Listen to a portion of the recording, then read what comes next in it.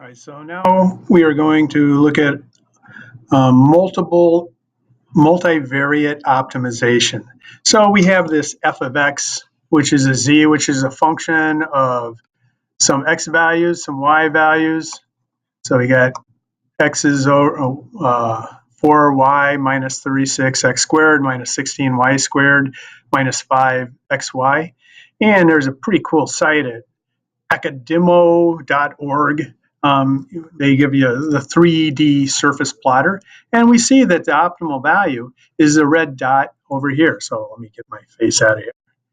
So the optimal value is that point right there. So can we find the pair of x down here and y that will give us the red dot? So it turns out, yeah, we can do that by, let's see what we're going to do. We're going to try to find, going in the y direction, or sorry, the x direction, we want to find the point right here that where the slope's going to be equal to 0 in the x direction. But we also want the slope to be equal to 0 in the y direction. So we're going to use partial differential equation, partial derivatives here in both x and y, and come up with a system of equations. All right, so here's the equation we want to optimize. We want to, well, I think what we want to do is maximize, right? So how do we do that? Take first order conditions. We use partial derivatives with respect to x and then with respect to y. Set both equations equal to 0. That's your first order condition. Solve for x star and y star. And at these values, check and see if the second derivative is equal to, if the second derivative is positive. So it's a little bit more complicated in a multivariate case, but let's move on. Let's see how it works. All right, so we take our first order conditions. All right, so we take this function, treat the y's as a constant. The derivative with respect to x, we got an x, oh man, sorry about that. And an x here, an x there, and an x there. All right, so we take the first derivative with respect to the x's, holding y constant. And so we get 6 minus 72, 2 times 36, x, minus 5y. All right, so that's the first derivative with respect to x. The first derivative, partial derivative with respect to y. What do we got? We got y's right there, there, and there. It'll be 4 minus 2 times 16 is 32y minus 5x. So sometimes this is referred to, these two equations right here, as the gradient of f.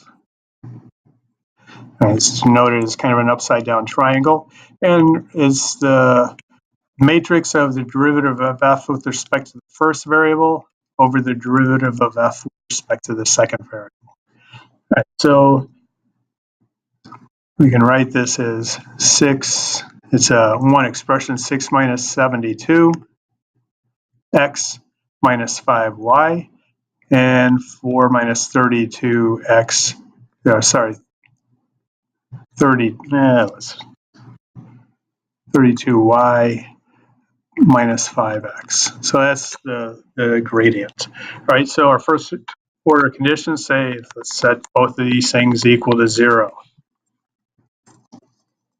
All right, so I guess one thing we can do here is we can set this up into some sort of matrix form and solve for x and y. So what do we have? So we have x, we have y.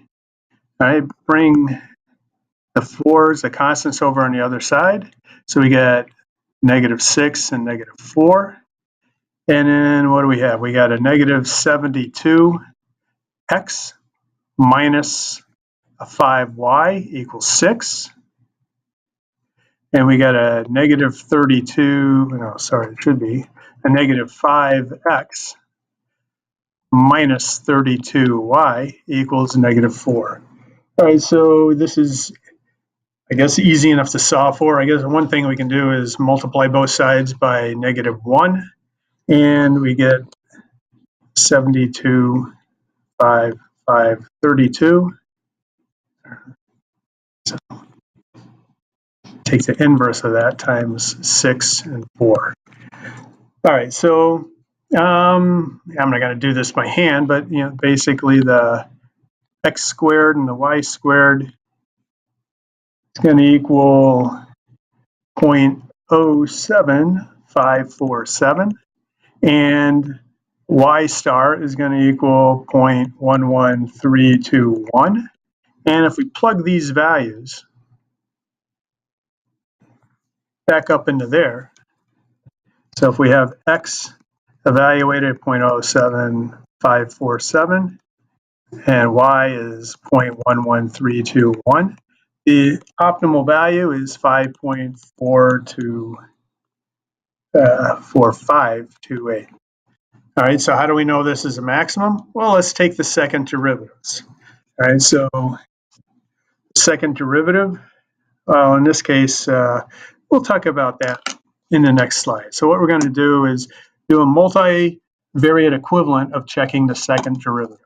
All right, we'll stop right there.